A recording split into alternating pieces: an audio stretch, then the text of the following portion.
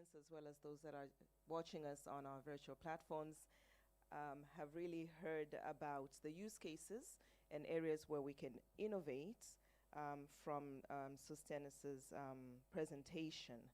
I think in the interest of time, I'd like to circle back around, and before I invite any questions from the audience, and really start with you, Sustenis. We've talked a lot about an enabling environment. We've talked a lot about the challenges. We've defined the digital divide. We are here to discuss how that digital divide can be curbed in order for a resilient and an inclusive digital economy to thrive in Tanzania. Parting thoughts, and this question will go to all of us here in the panel. Last thoughts, and we're talking about one big impactful thing that in your analysis can propel us faster towards closing and curbing this divide. Over to you, Sustenis. Thank you.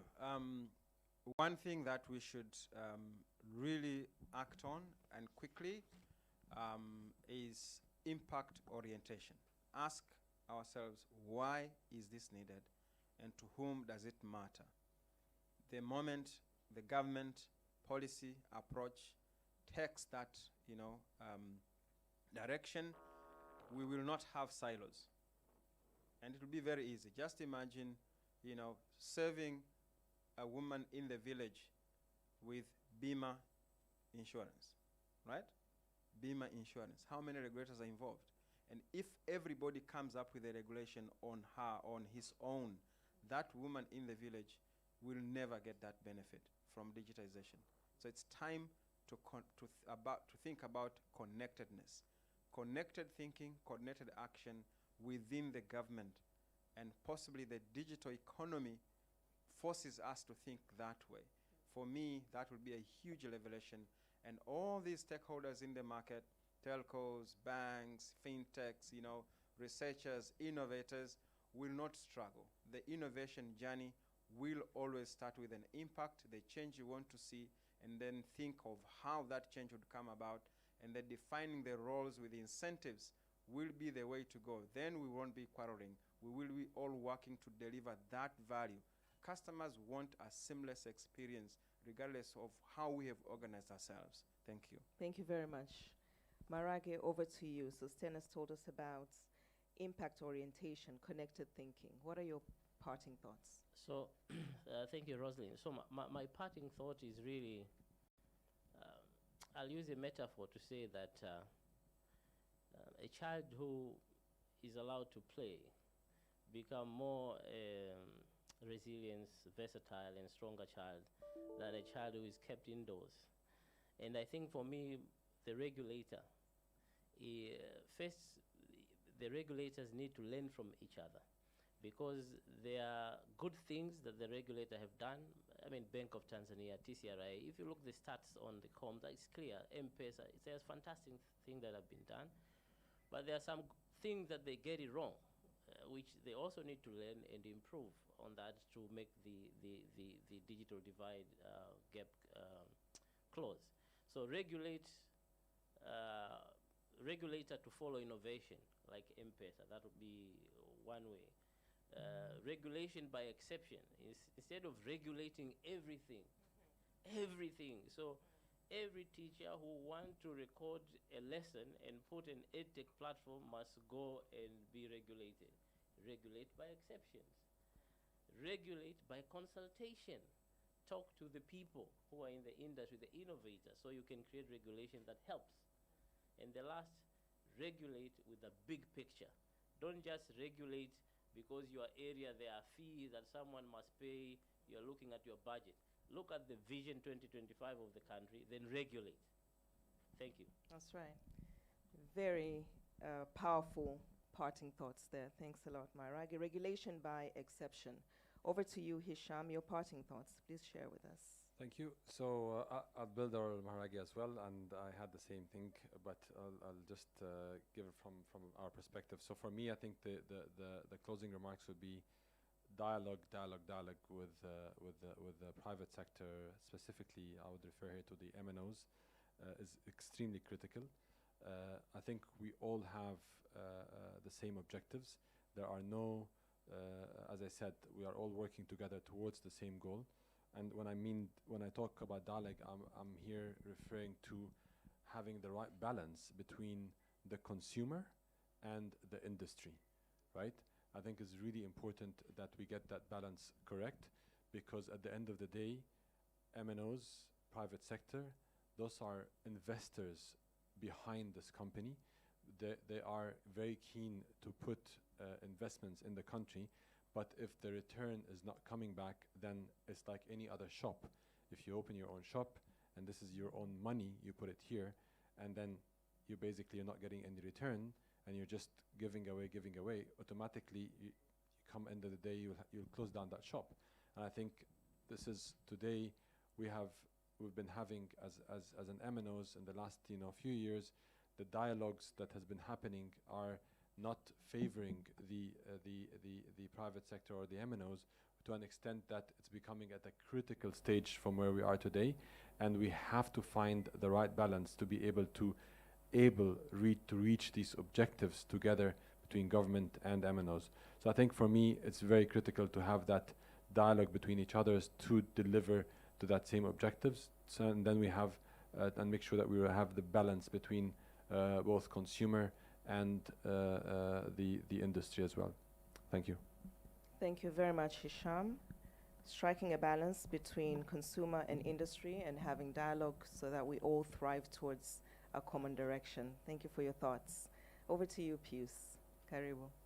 Thank you. My contribution will be on the need and importance of sharing along our innovation. If innovators will focus on bringing technology that, first of all, are affordable for a normal Tanzanian or African or any common user in the world, to be one of the striking areas. And also, we should also encourage sharing of the resources. People have mentioned of the need to use technologies to improve service delivery in health sector, but one of the big aspects will be allowing sharing of the resources. We have few specialists to serve a village or at a district level, but if sharing will be allowed, that a specialist from Muhimbili, from Loganzila can be accessed through technology, that would be a milestone. Also, all along our discussions said that the government need to support the upgrade of the technology from 2G to 2G, 3G. But also we said that supporting at once a time, a year, 2 years, yes, could be a solution for short term. That, for example, for this financial year, we have planned to support the upgrade for about 100 sites that initially were supported by UCSAF. But we see that if also MNOs can team up with innovators to have affordable technologies, so that wherever we are, whether in a typical problematic typological area, whether a mountain or a deep forest, but if technology can allow so that we have broadband technology in that areas, and also that can allow sharing, will be in a sustainable way. Fantastic thoughts. Thank you very much. And I think our Minister Ndungulile did touch on that specific point as well at some stage, that it's very important at this stage where we are today to share our infrastructure to the extent, to go even outside our industry, see how best we can share poles that TANESCO is putting out there to roll out the networks and mitigate the costs of rollouts, which eventually is going to benefit the consumer. So sharing and collaboration, resources, very important aspects to curb the digital divide. Thank you for your thoughts. I'd like to move to you, Engineer Lillian. Thank you. One point I would like to talk in this round is about the importance of awareness creation and capacity building to our people.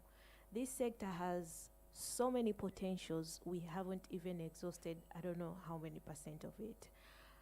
One of the challenges that people are not aware and people are not enabled to fully participate in this digital economy. When we build awareness to our people, we will also be in the position to solve other challenges that we are facing currently.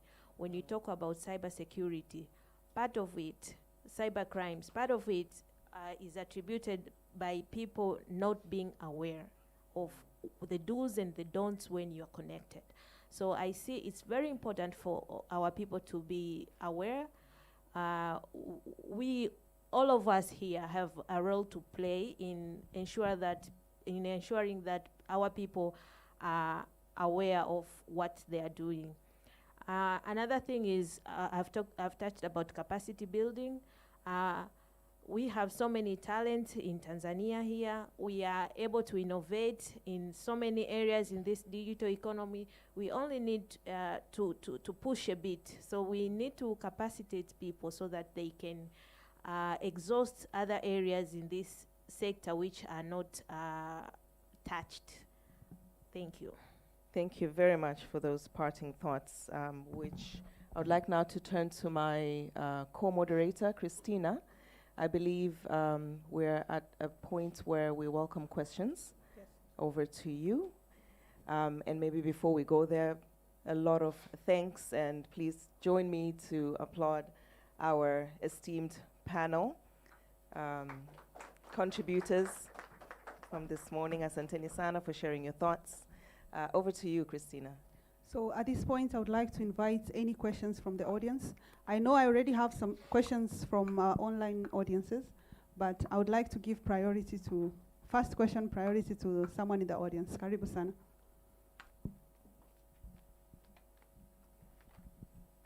Thank you very much. Congratulations, VODACOM, for this dialogue.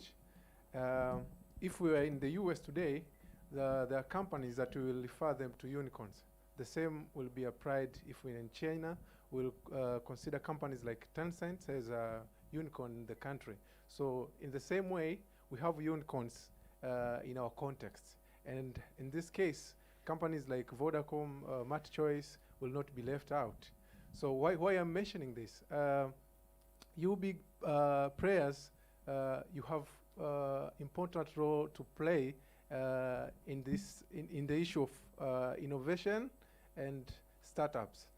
Hisham has, you talked about innovation in closing this gap that we are talking here, and also Maharage tried to explain it in some ways. So what do I want to ask Vodacom and MatChoice and other companies is you should open up or create some sandbox that really encourages innovation in Tanzania. Because when you're talking about startups, startups outside Tanzania is completely different with the startups in Tanzania. The challenges that startups in Tanzania are facing are completely different. So when you are addressing the issue of innovation and the startups in playing an important role in this digital transformation, you should really consider having some special sandbox that target startups in local context. I will give you an example. In 2019, Vodacom, I think, and in partnership with Smart Lab, if I'm not mistaken, you had a certain competition for startups, and you had planned to have about 20 startups to join your acceleration program. Now, Hisham, you may correct me if I'm wrong, I think about 500 startups applied to that competition, is it? But Vodacom had, you were only able to accommodate about 20. So you can see there are a lot of innovators in the country. There are a lot of startups in this country, and sometimes it's not always these startups. Maybe they are seeking only for funds. Some of them seek just guidance to move on. So you can imagine if 500 companies, I can call them companies because one of the criteria to participate was having at least an MVP for the product. So all these companies had MVP. So these were companies. So imagine 500. Now, I'm not condemning for that small number of 20, but I appreciate. But what I want to make it clear is to awakening us to know that we have a lot of innovators, we have a lot of startups. Now, let's try to create sandboxes that will help these newcomers to contribute to the innovation ecosystem in our country. That's to private sectors. Now, to the ministry, I want to give an advice or to ask you to do one favor. I have attended a lot of dialogues which focuses on how to improve innovation ecosystem in our country. But if I sum up, I find there is some common there's some common queries that we all cherish together. And if you think deeply, you find that even regulators, whom sometimes we tend to think maybe they stop maybe some kind of innovators, or they put some strict ways to stop or to hinder the growth of this transformation. The fact is, these regulators work under the certain laws that guide them. Now, if we want these regulators, or if we want to really change the ecosystem, I mean the innovation ecosystem in the country, we need all of us as stakeholders to ask the ministry. I know you, Lillian, you're from it's a new ministry, but you really need to come up with the law that will suggest or will help regulators to create the ways to support this innovation. Because if you go to TCRA, it's not that they don't like innovation. If you go to BRERA, it's not that they don't like innovation, but they work under certain laws. Which law govern this innovation ecosystem we are talking about? There is none. So we are talking today, next year we'll come here, we will talk again. The other, we'll keep doing it. So to stop this recursive, this kind of dialogues, not to stop them, but to make, in order to transform the ecosystem in our country, we really need to push for law that will recognize SMEs and startups. If you go to statistics today and find out loans that have been going from banks, you'll find out it's about 20% that goes to SME. Now ask yourself, what about startups that are trying to Frank. Thanks. Yeah, thank you very, very much, Frank. I think you asked very pertinent questions there, and maybe some of them might be answered from our small segments that we had reserved for special reveal. We did have contributors that joined us virtually, and we'll be playing a couple of those videos. So some thoughts there perhaps might come up from other questions from the audience. So please, over to the studio, if we could play the videos for our audience, and we'll come back to the Q&A session.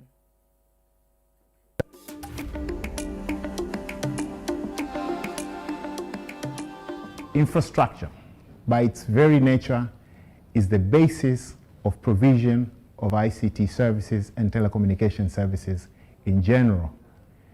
We have seen in the past 20 years massive development from fixed line to mobile telephony to digital telephony to internet access proliferating across the whole country in Tanzania. And the same can be said about what's happening across Africa. We see telecommunication sector between 2005 up to 2012 in Tanzania being the fastest growing sector in our economy, with a growth rate in excess of 20% year on year. It has proved to be the most resilient sector under all the different circumstances, including last year when we were actually fighting the COVID pandemic. Telecommunication sector was still resilient and was providing the important development objectives of our economy. To be able to have this communication infrastructure across the country, we need to expand network. Currently in Tanzania, our infrastructure has reached 95% of our population. But mostly this one is on 2G, the basic telephony, mobile telephony, but we need them to have also 3G, 4G, and digital and internet access. This is the time where all the key stakeholders, the government on one side, the telecommunication operators on the other side, and the general population should work together. And the key enabler is a proper government policy which provides clarity to everyone on what roles should be played. A key player in this one is the government to provide the enabling environment for infrastructure expansion and collaboration in ensuring that the less privileged economic areas should be covered. We should also look at other aspects of enabling expansion in rural areas. One very important one is on the issue of looking at all the costs the operators have to incur. A key component out of this is that in an already distressed environment in rural areas with low revenues, some of the fees should be waived off to allow more access to financing to those areas. The most important thing we're looking at is how do we get to connect the people who normally would not be connected because it does not make economic sense to connect them. So the subsidies were one way or one tool which we used, but other tools can be deployed, including waiving some of the taxes to ensure that these people who are in rural areas are not disadvantaged. In general, around the whole infrastructure, if the costs of providing the service is sustainable, there is a business case to actually invest in rural and underserved areas.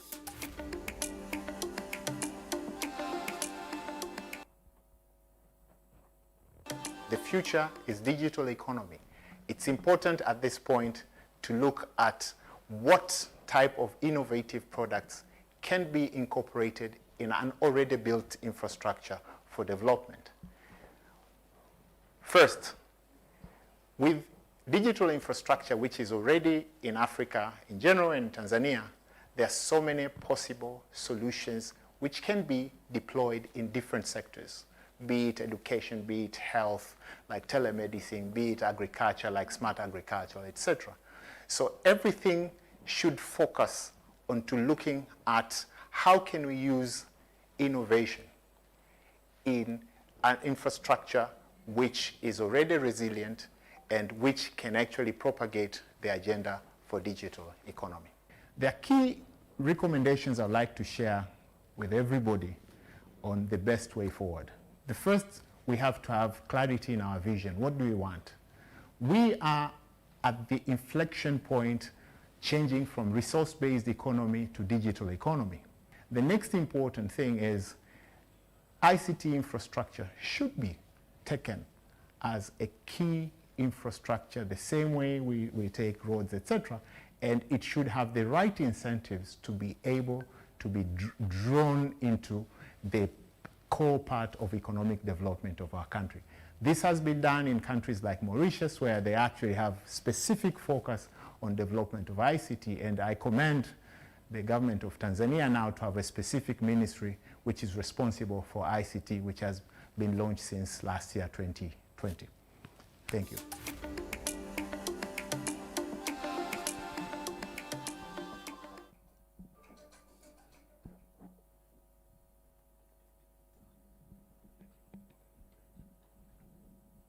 Thank you very much. That was Mr. Peter Olanga, who is also here with us. Also here with us in the audience. Please, a round of applause for him. Thank you for your contributions. We'll get receive one more contribution from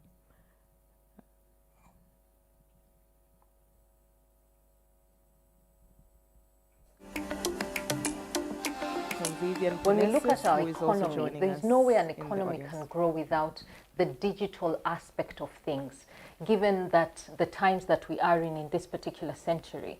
So if we look at the digital economy, it has different facets. And one of the things that is imperative for us is really to look and say that when we look at our people, right, how ready are we to be able to come into this particular space? How are we sure that we're able to include everybody in this particular space when we're talking about digital inclusion as well? What does that really, really mean?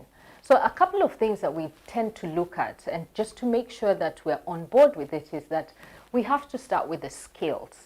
Do we have the right skills to be able to get into the economy of the digital space that we're looking to grow in?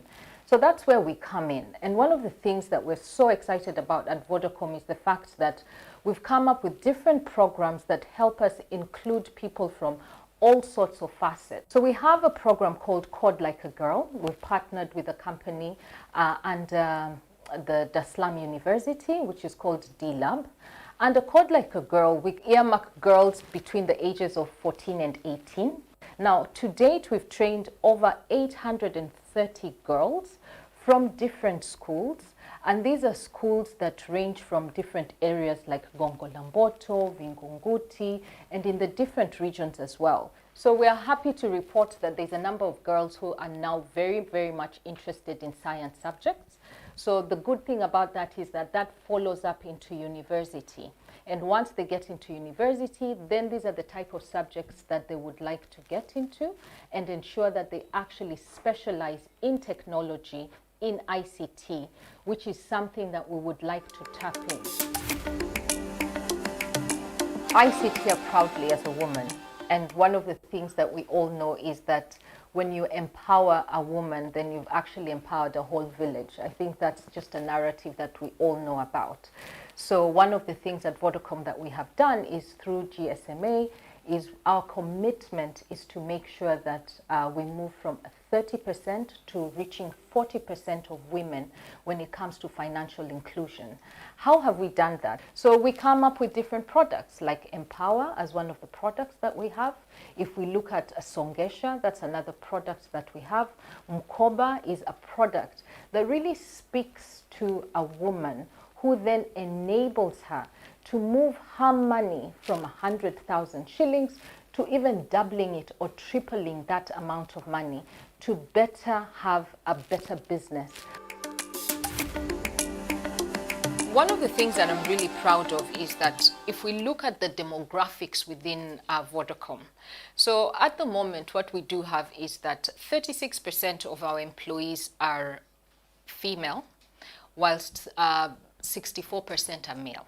Having said that, as you go up the ladder, you find that that actually starts to change.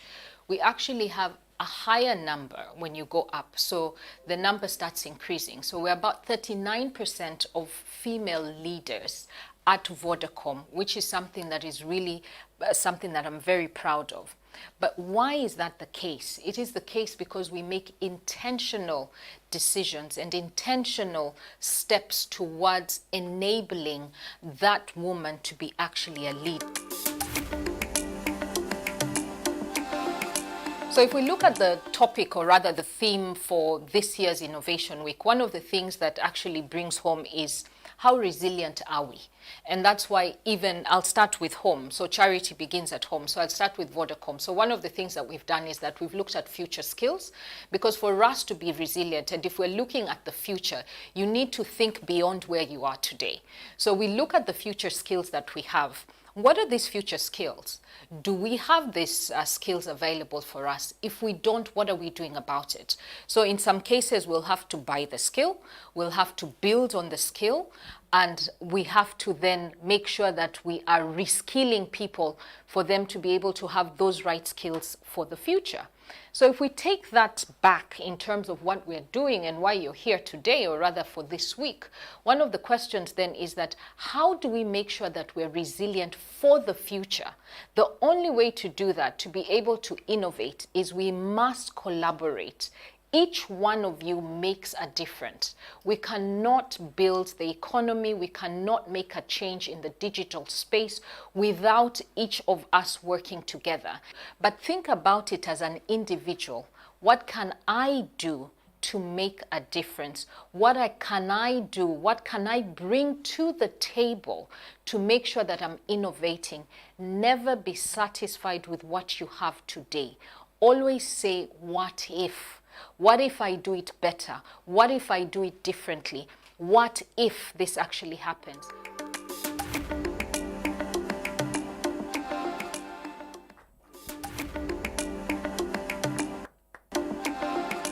As I recall, as a child, I remember going to Mbeya to visit my grandparents.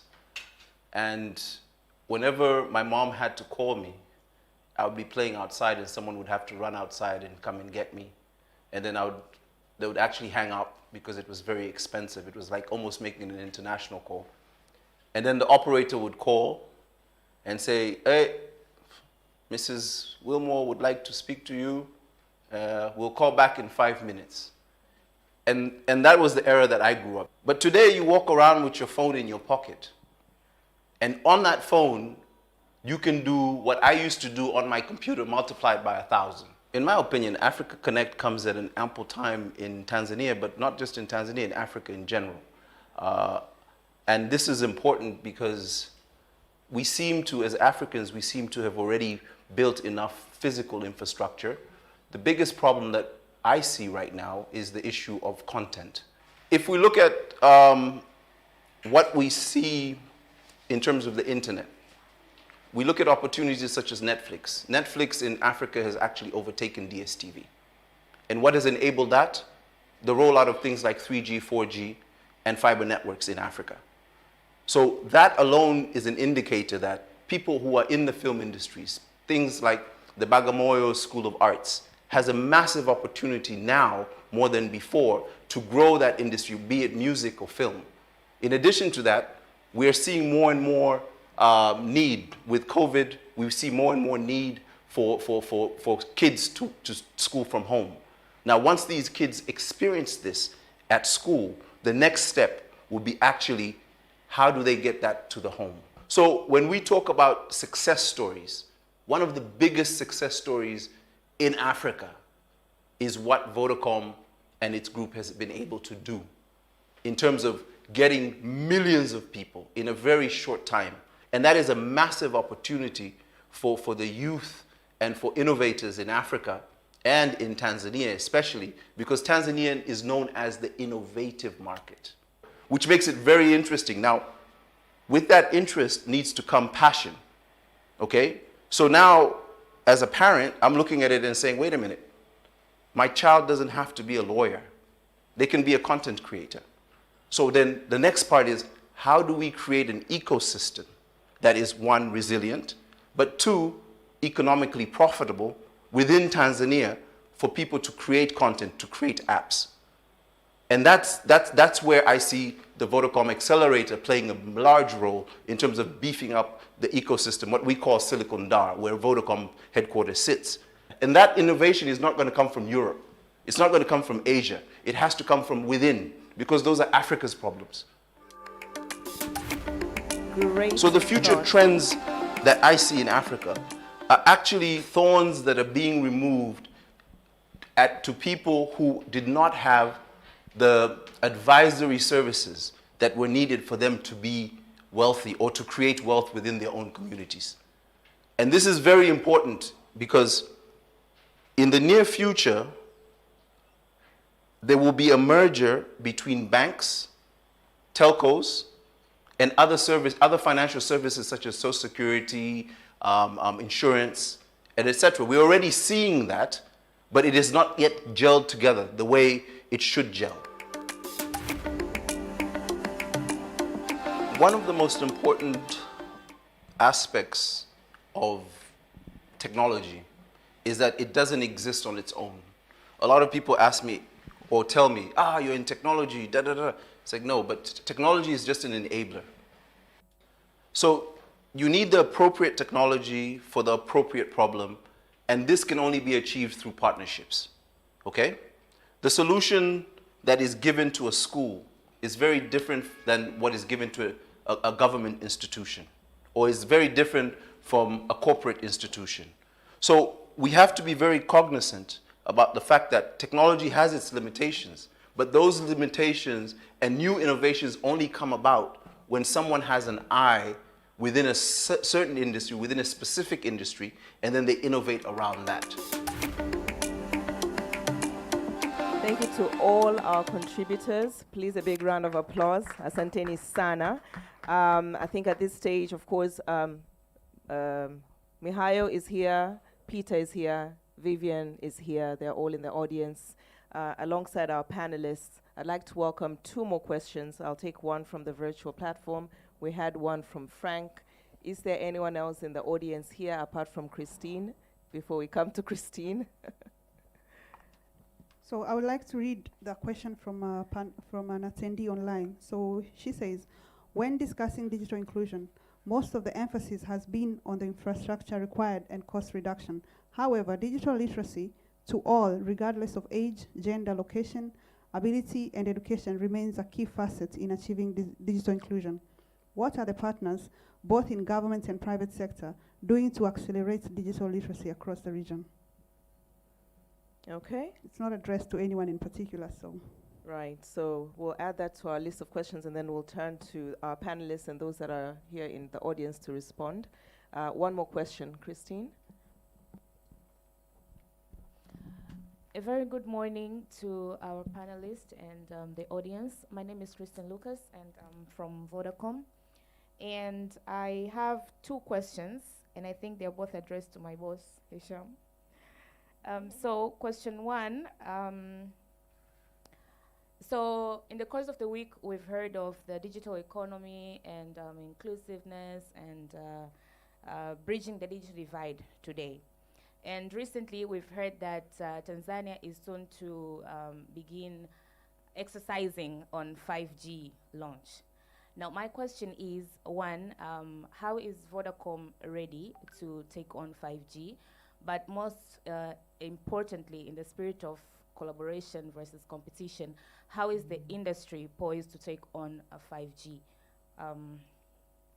That is one. Question number two, again, in the spirit of Africa Connected, on smartphone production.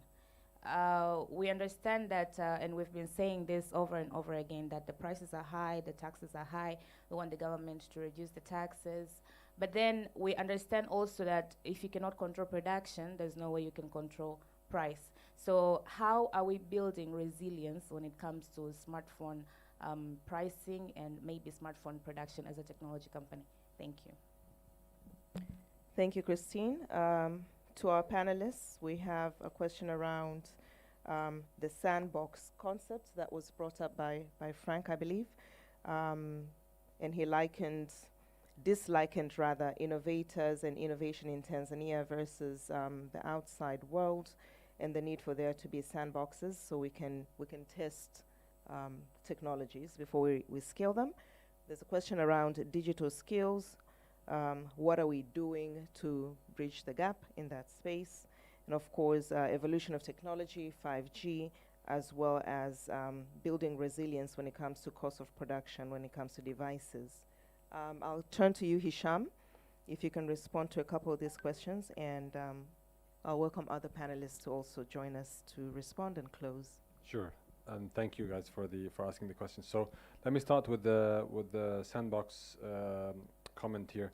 So basically, I think for me, the way I would look at this is this: there's absolutely maybe more than 500 the ones that you mentioned, and I think for us the idea to start the digital accelerator is basically it's a beginning, right? And it's the start of a journey, and we wanted to be an example to a lot of the private sectors in Tanzania. And since we launched that a couple of years back, I've been always inviting my colleagues from different sectors and different industries to also have to join the Digital Accelerator Program on their own way. Because for us, we had a criteria to basically be part of that digital accelerator, being a digital company, it's within technology and so on and so forth. And of course, we got other applicants that are definitely very good startups, but could be more relevant to companies in the farming industry, in the FMCG industries, and so on. And that's why I believe that there is definitely a need to get more and more of the private sector to be part of joining this innovation ecosystem. Obviously, for us alone, we will always do as much as we can, and we'll try as much as we can to accommodate within our own expertise. But at the end of the day, we are trying to also be limited to digital. So that's why where we are today, and we're going to try to expand as much as we can. But again, I would definitely ask more companies and industries to join us. You mentioned 5G. I think for me, 5G is the latest technology that we're starting to see in Europe and US, Asia, Africa, Kenya just launched it, South Africa as well. So I think it's coming.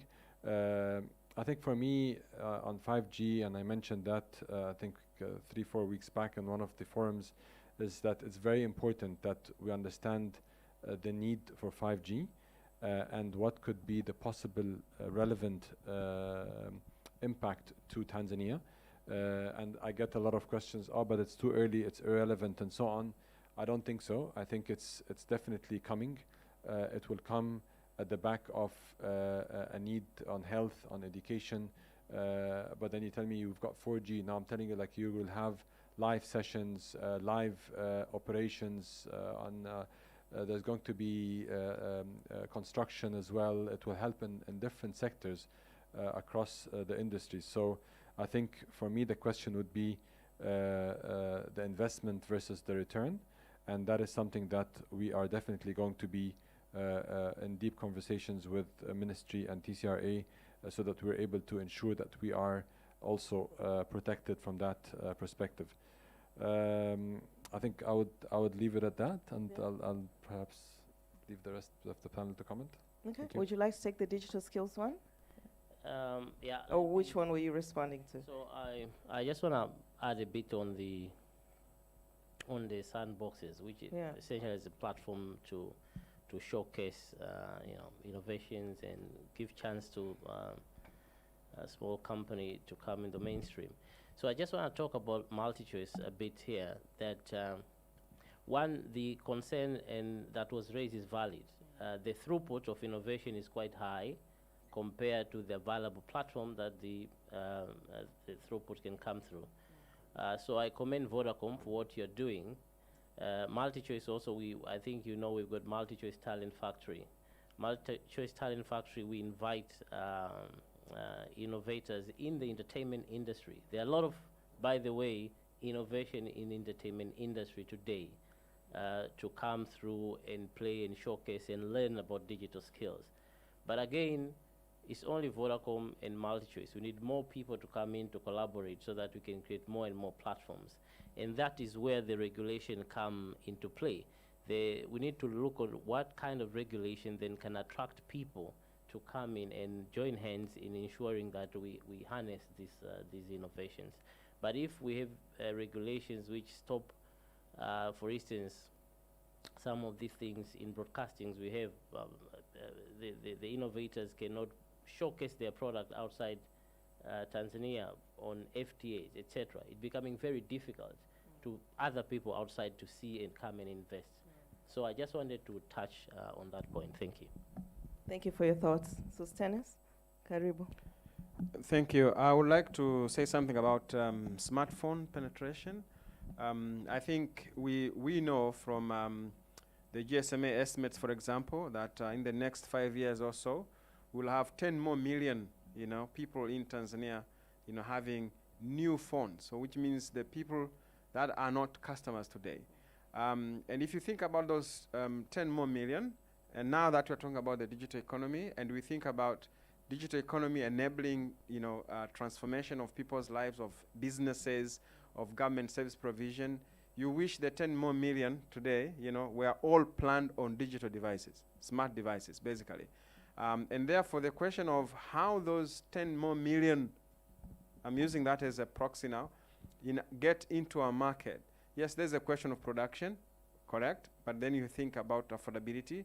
There's a question of what supplies can come in, but then you have to think about the needs, the requirements for our own markets. So financial sector, fintechs, this is an innovation area. How do we get the 10 million, smart devices in this market? From FinScope, we know that, 1% of the adult population say if they have money, they'll prioritize a phone, not food, not clothing. They'll prioritize a phone.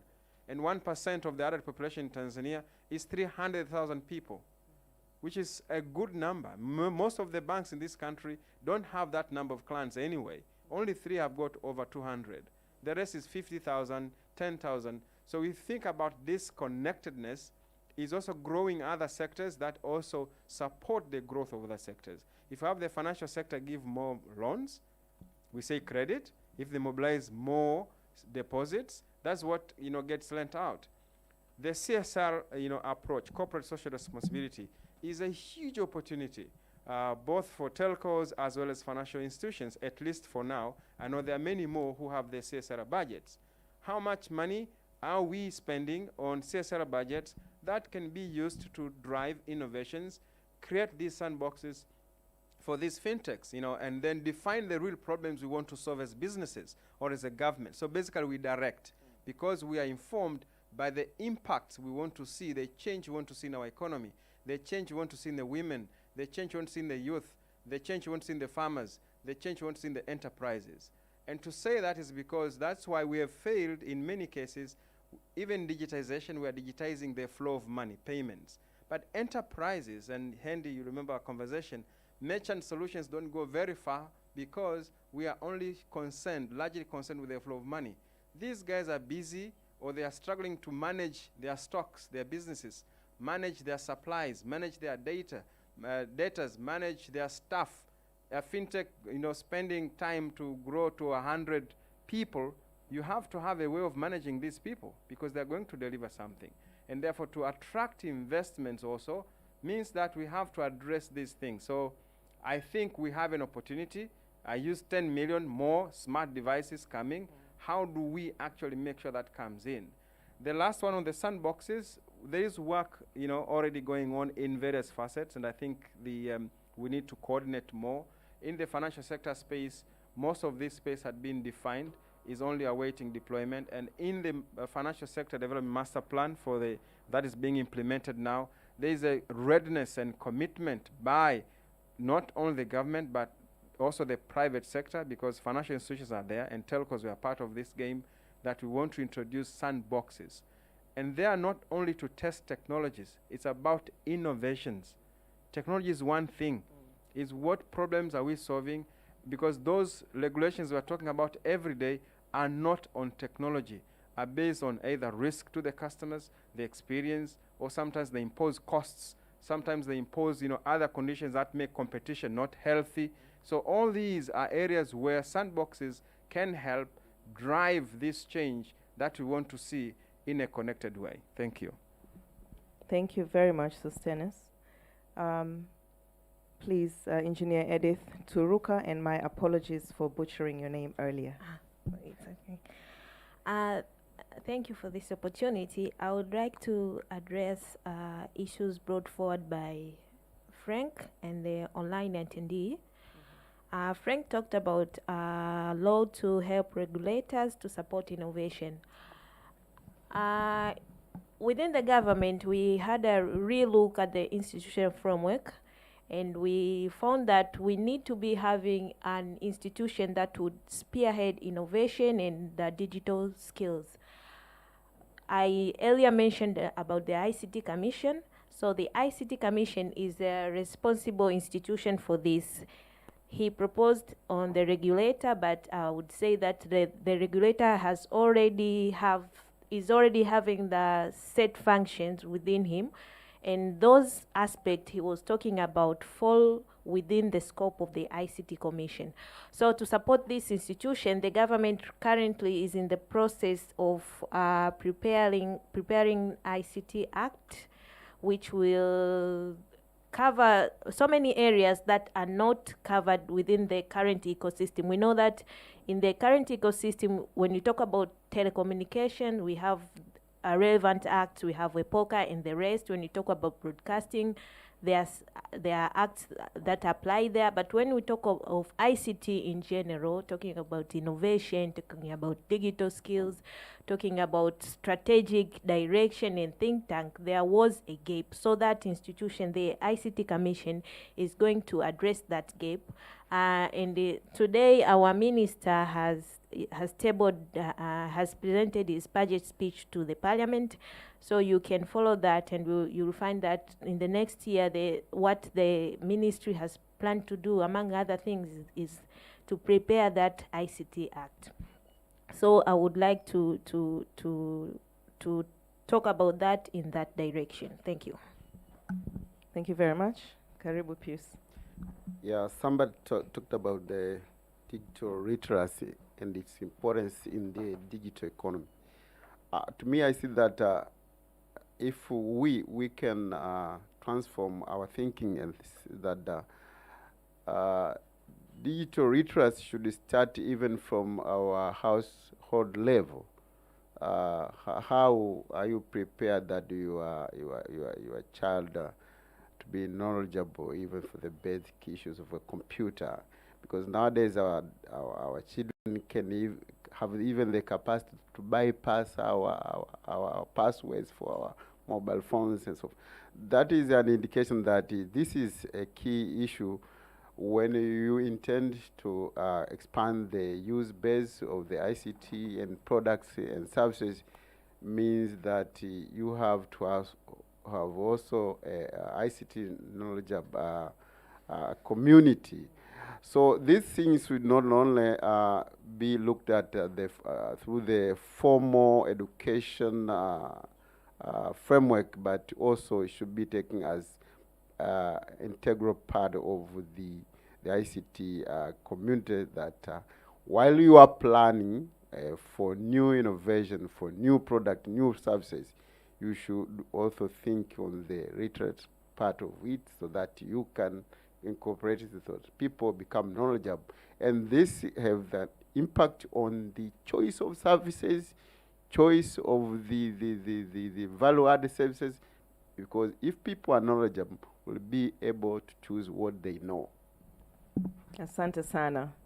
Some parting thoughts from Vivian, Mihayo, and Engineer Olanga. Karibuni sana.